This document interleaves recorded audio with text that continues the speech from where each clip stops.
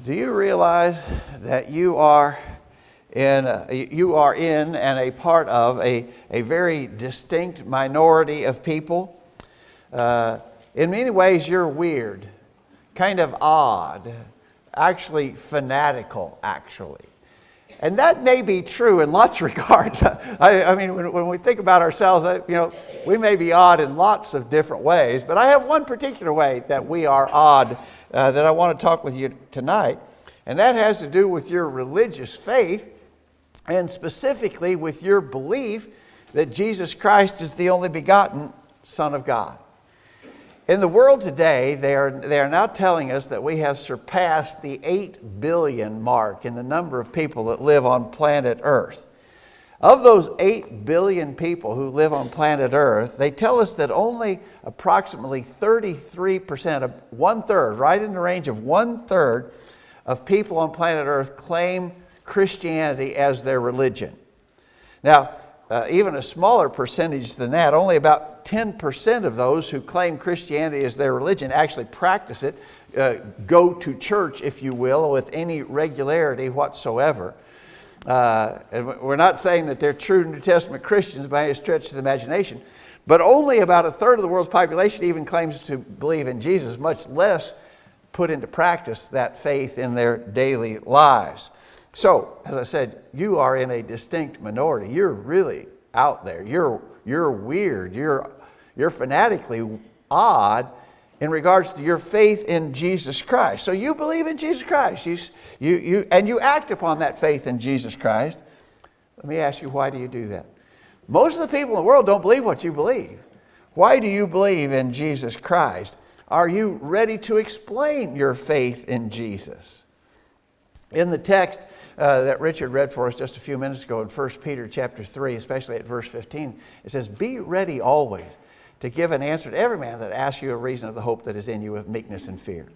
We're supposed to be ready to explain why we believe in Jesus and why we have hope through that faith. And so although we are in a minority, and a lot of people would consider us weird or odd to believe in Jesus, we do believe in Jesus, and we want to be ready to defend that faith. And so what I thought we'd do for just a few minutes tonight is do a quick review about the reasons why we believe in Jesus. Now this is a deep study, and we could spend a lot of time, we could spend weeks in fact, talking about the various reasons why we should have faith in Jesus Christ. But we're going to do a thumbnail sketch tonight, a quick overview, a reminder, because remember, we're supposed to be ready. And the fact of the matter is, on an increasing basis, we are in contact with people who don't believe what we believe about Jesus, who don't believe that He is the Son of God. We're not talking about people in far off remote regions of the world. We're talking about people right here in Murray County, Tennessee, who don't believe in Jesus. And it very well may be the case that we'll have a chance to talk with them and explain our faith and convince them that He is the Son of God. So let's just do a quick review in our time this evening. Stop here briefly to say thanks for coming. As Mitchell mentioned in the prayer, we have a second chance on this Sunday to be together. It's a great thing. And it is an encouragement that you have chosen to be a part of that tonight. We're glad you're here, and we draw encouragement from you every time we are together. Thanks for being here tonight. Why do you believe in Jesus? Why do I believe in Jesus? Again, we're going to go about it pretty quickly and sort of in a thumbnail fashion. But first of all, we would start out with Jesus' sinlessness. Jesus lived a perfect, sinless life. Now, I'm willing to admit that a perfect, sinless life would not necessarily prove Him to be the divine Son of God, but just one sin on His part would be enough to prove that He wasn't. You see what I'm saying? And so this is sort of an argument from exclusion. You know, someone said, well, somebody else might be able to live a sinless life. We could quibble about that. So just living a sinless life would not necessarily prove Him to be the Son of God, they say. Well, we can argue that point. But I'll tell you, what we're really saying is that if there was even one sin in His life, it would definitely prove that He wasn't the Son of God. Jesus lived a sinless life. He had no sin in His life. Jesus put this challenge before His enemies in John 8, verse 46. Which one of you convicts me of sin? If I tell you the truth, why do you not believe me? Notice that first part of that question. Which one of you convicts me of sin? Jesus actually invited them to examine his life and show where he was sinning. They couldn't do it. Now, would you or I put that challenge before others? Absolutely not. It would be an easy thing to be able to demonstrate our sins, right? So we wouldn't even begin to imagine to put such a challenge out there to the people who know us, but Jesus did to people who adamantly hated him, and yet they could not show any sin that he had committed. When they did try to convict him, it was a miserable failure. It was an utter fiasco. Look in Mark 14, beginning verse 55. Now the chief priest and the whole council kept trying to obtain testimony against Jesus to put him to death, and they were not finding any.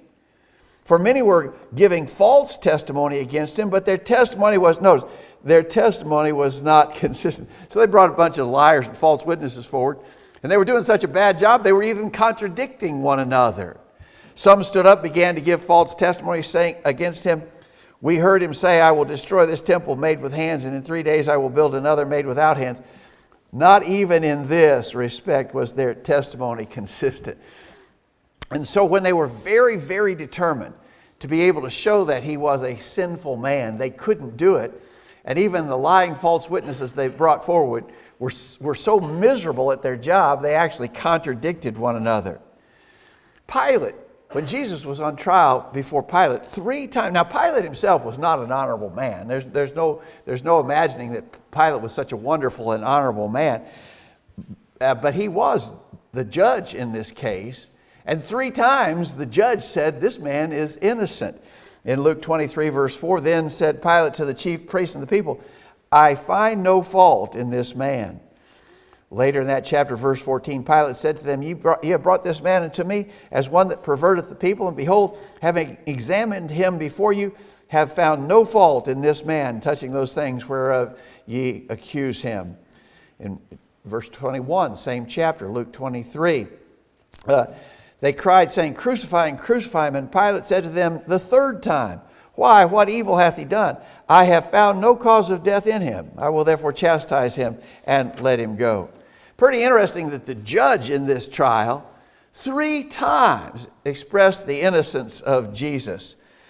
Even Jesus' executioner acknowledged this. When Jesus had died on the cross, Luke 23 verse 46, when Jesus had cried with a loud voice, he said, Father, into thy hands I commend my spirit. And having thus said, he gave up the ghost. Now when the centurion saw what was done, he glorified God, saying, certainly this was a righteous man.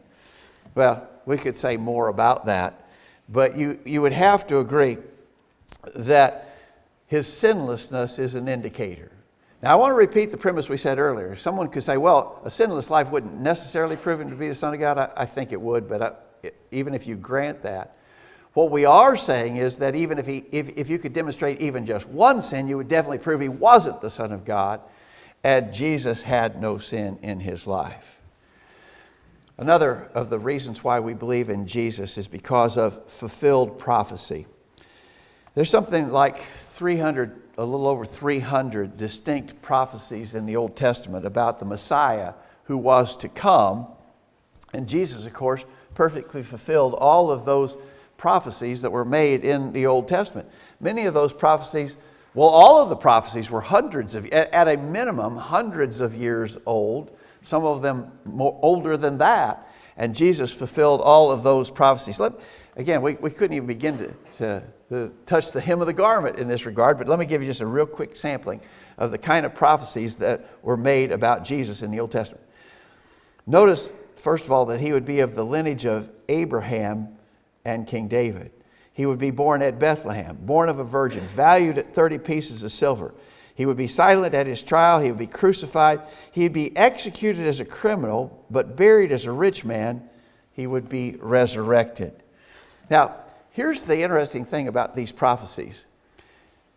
Many of these prophecies and others about Jesus were things that were beyond his control. In other words, someone said, well, he was just an imposter. He was just a deceiver. He was a charlatan. And he knew the Old Testament prophecies about the Messiah, and so he purposefully did things so he could claim to fulfill those prophecies in his life. Well, that won't work here, right? Because you don't have any control over who your ancestors are. Jesus' ancestors had to include Abraham and King David. You don't have any control over the place where you are born. When Jesus was betrayed, he had no involvement or ability to control what the price was paid to Judas Iscariot to betray Jesus. I think this one from Isaiah 53 is really interesting because those two things don't seem to go together. We know that Jesus was executed like a criminal would be executed. And criminals typically, back in that time, wouldn't even receive a burial. They tell us that very often a criminal would just be cut down from the cross and left for his body to rot, and the wild animals and the buzzards of the air come and devour the flesh. At best, a criminal like that might be thrown into a mass grave and covered up. But Jesus was executed like a criminal, but he was buried in a rich man's tomb, Joseph of Arimathea. Again, Jesus had no control over that. He couldn't have self-fulfilled those kinds of prophecies. So all of those kinds of fulfilled prophecies that found in the Old Testament, fulfilled in the life of Jesus, are indicators, proof, evidence for us, if you will, that Jesus is the only begotten Son of God. Let me suggest to you that his miracles are positive proof of this. We've been studying in our Sunday morning adult class the Gospel of Luke, and we've been talking about many of those miracles that Jesus performed. Now remember, the miracles of Jesus, Jesus wasn't the only one to perform miracles. We want to certainly acknowledge that. But in regards to the miracles that Jesus performed, they were for the specific purpose of revealing him to be the Son of God and offering proof that it was true. So it was to reveal and confirm, the miracles of Jesus to reveal and confirm that he was the Son of God, right? So what about his miracles? Well, he did all kinds of miracles. Again, we could study at length about the miracles of Jesus, but just let me give you a quick rundown. He did lots of miracles of healing. He fed thousands with just handfuls of food. He walked on the water. He calmed the storms. He cast out demons. He raised the dead. He had supernatural knowledge of what men were thinking in their minds. He could read their minds flawlessly. In regards to all the attempted miracles that Jesus did, he never failed. Never failed once to perform a miracle that he was attempting to perform. And all those miracles were pointing to the conclusion, Jesus is the Son of God. That's why we believe in Jesus, because he was able to perform these miracles. Now, someone says, I don't know about that so much, because sort of exaggerated stories get told, So somebody tells something and so someone who heard it tells it to someone else, and they tell it to someone else, and they tell it to someone else. And maybe over a long time, and maybe even over generations, those stories get grossly exaggerated. And maybe that's the case with these claims that Jesus did these wonderful works and miracles. Maybe they're just sort of like Paul Bunyan stories, if you will, just exaggerated fairy tales that purposefully get more blown out of perspective as they are repeated over time. Is that what we've got with Jesus? And the answer to that, of course, is absolutely not. In Acts chapter 10, verse 38, Peter said, you know of Jesus of Nazareth, how God anointed him with the Holy Spirit and with power, and how he went about doing good and healing all who were oppressed by the devil, for God was with him. Notice he says, we are witnesses of all things he did, both in the land of the Jews and in Jerusalem. Peter here says, when I tell you about these things that Jesus did and the miracles that he performed, I'm not telling you what somebody else told me. I'm telling you what I saw with my own eyes. Peter knew by firsthand, eyewitness experience, that Jesus was performing these real miracles, and Peter was fully convinced. In John chapter 20, verse 30, Jesus did many other signs in the presence of the disciples, which are not written in this book. But these are written. Notice, what was the purpose of these miracles being written? So that you may believe that Jesus is the Christ, the Son of God, and that by believing you might have life in his name. And so John gives testimony to many miracles, and he says there were a whole lot more. We haven't recorded them all. We haven't documented them all, but we have written enough here and specifically gave you the information about the miracles that Jesus performed so that you may believe that Jesus is the Christ, the Son of God. And so you're going to run into one of these people. Maybe this week sometime you'll have an occasion to talk to someone who doesn't believe in Jesus. And they actually think that you're kind of weird, odd, because you do believe in Jesus. Why? And they might ask you sort of in an incredulous way, well, why do you believe anyway? Almost like you're kind of nuts to believe these things. Are you ready to answer them? Well, the answers are easily available. I believe in Him because He lived a sinless life. I believe in Him because He fulfilled the prophecies of the Old Testament about the Messiah. I certainly believe in Him because of the many miracles that He performed that could not be denied. Even His enemies couldn't deny His miracle-working power. But finally and ultimately, we believe in Jesus because He was resurrected from the dead. In Romans chapter 1, verse 4, Paul says Jesus was declared to be the Son of God with power. Notice, by the resurrection from the dead. I think here Paul is saying Jesus did lots of miracles. Many things point to the conclusion that Jesus really was the Son of God. But I believe that Paul is saying here the ultimate positive proof that Jesus is the Son of God is His resurrection from the dead. What about that resurrection from the dead? That's a whole study in itself, isn't it? It's a wonderful study and a very encouraging, positive study. There's just lots of proof. In the songs that we sang earlier, we talked about the empty tomb. So how do you explain the empty tomb? How do you explain the proof of the empty tomb? If it was a fabricated attempt to deceive people, if Jesus really was still dead, why didn't the authorities produce His body? If Jesus was still dead, they could have squelched this new movement in a heartbeat by saying, Jesus is not resurrected.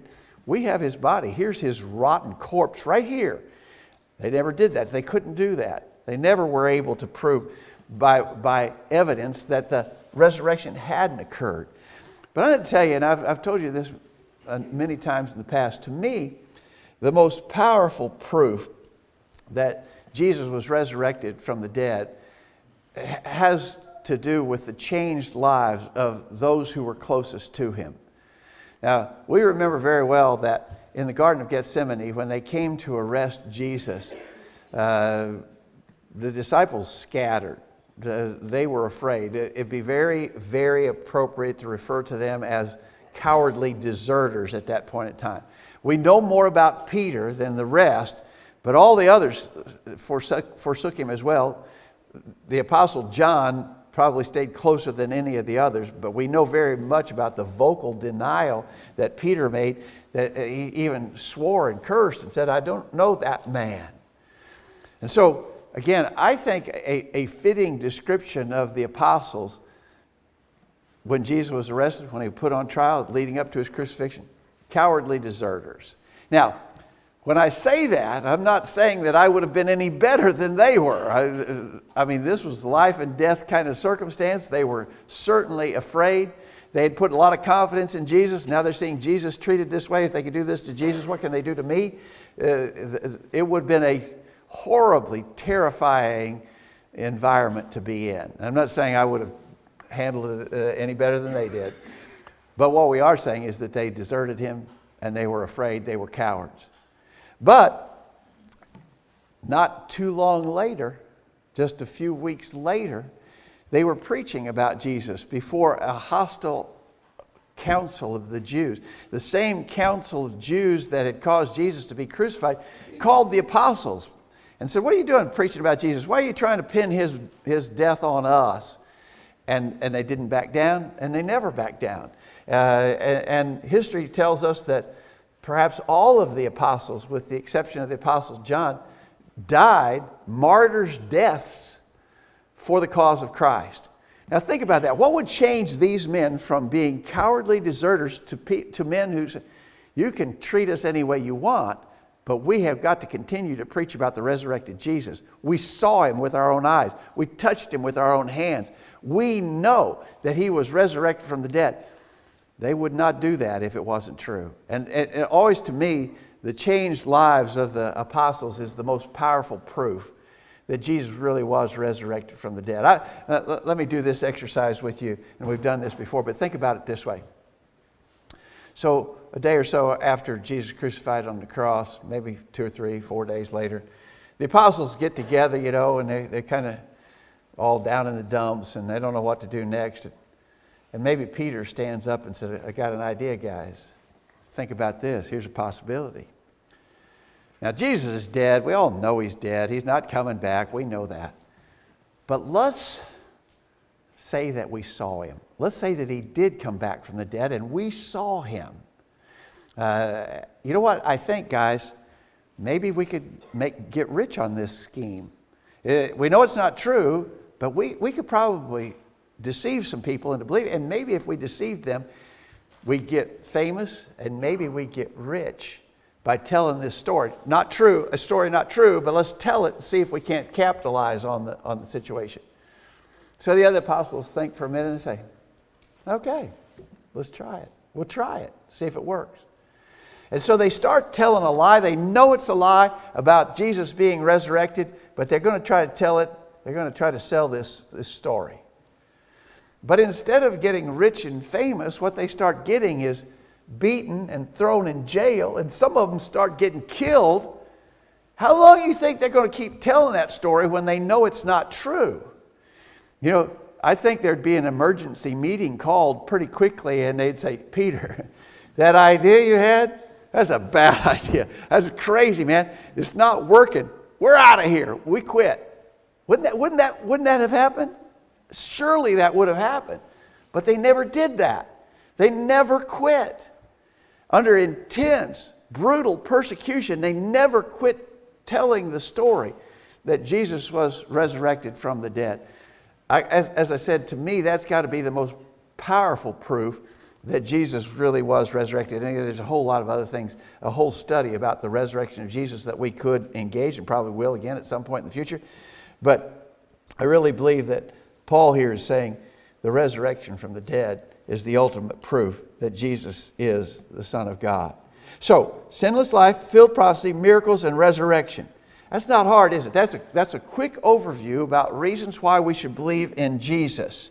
We sang earlier, Wade picked out some songs about believing in Jesus and why we should believe in Jesus. We should be ready to tell that story. We should be ready to make that case. As we said in the introduction, only about a third of the world's population claims to believe in Jesus at all, and fewer than 10% of those are active at all in pursuing a religious life relative to the claim that Jesus is the Son of God. By the way, wouldn't you say that if you're going to claim that you believe in Jesus, it doesn't make sense not to actively pursue that faith, but that's what a lot of people do. What about you? Do you believe that Jesus Christ is the Son of God? Well, I want to tell you, all the proof, all the evidence is out there. It's actually overwhelming evidence. It's just off the chart, powerfully proving that Jesus Christ is the Son of God. Now, if you believe that, but you haven't acted upon that faith, that doesn't make sense. Right? That's what we were saying about the world's population. About a third of the world's population believes in Jesus, but fewer than 10% of those actually do anything about it. Now, they may be right or wrong in what they do. We're not even arguing that right now. But about a third of the world's population says they believe in Jesus, but only about 10% of those do anything at all to pursue a religion relative to Jesus Christ. That doesn't make sense. If he is who he said he was, and the proof is there, then it only makes sense that we must pursue that faith. We must act upon that faith. What about you? Have you acted upon your faith in Jesus? Do you believe he is the Son of God? You should. As we said, the evidence is abundant. But if you really believe, then you've got to act upon that faith. If you've never become a Christian, you need to make that decision. Hear, believe, repent, confess, be baptized for the remission of sins.